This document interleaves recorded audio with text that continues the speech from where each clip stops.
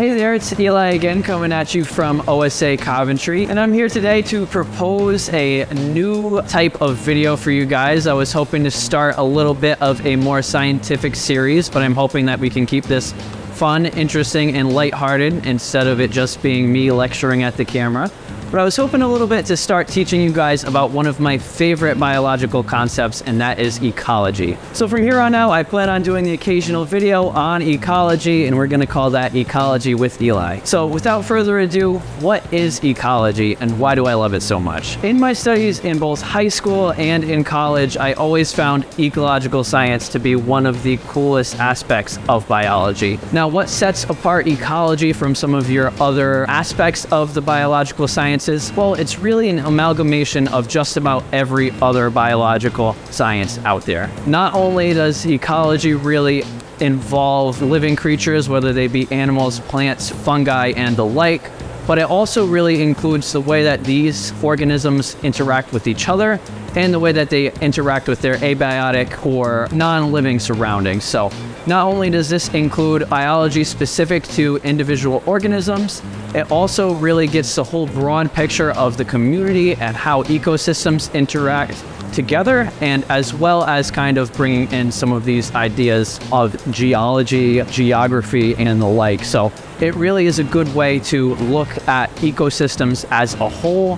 It's a real holistic approach to kind of explaining some of these variables as to why animals and why plants and why fungi and all of these other organisms behave in the manners in which they do. And I just think that's really fascinating. So I guess a real textbook definition of the term ecology would be the interactions of living beings, whether that be plants or animals or the like, and their physical surroundings. So ecology really does wrap together the entire picture of how ecosystems work.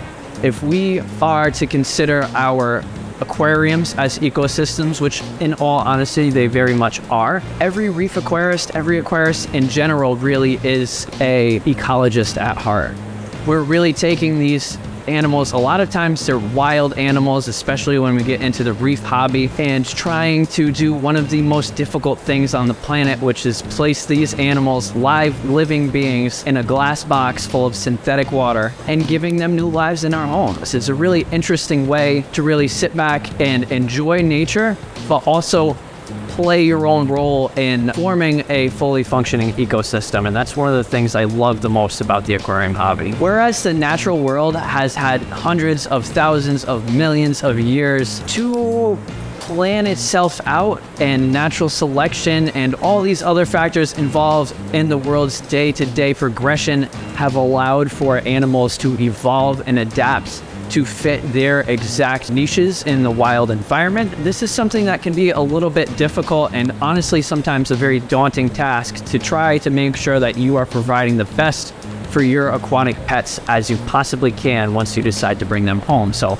I feel like breaking it down into a more scientific approach and kind of learning about a lot of these ecological concepts step by step is going to be a very valuable way for you guys to kind of learn and think in a different manner about how to care for your pets at home. One of the things that makes planning out an aquarium so difficult sometimes, especially when you're looking at reef critters, is that the reefs of the world are so variable, yet so similar. We have reefs that range from like the Coral Triangle, places in the Indo-Pacific, where a lot of these environments are pretty similar. However, they still do really drastically differ geographically. And a lot of times when you come to an aquarium shop like here at OSA, all of these animals that you see behind me were collected from different areas in the wild. A lot of times these animals are most perfectly suited to live in the area that they come from, and that is a factor of their ecological and evolutionary existence. It just allows for them to thrive in the areas that they come from. A lot of these animals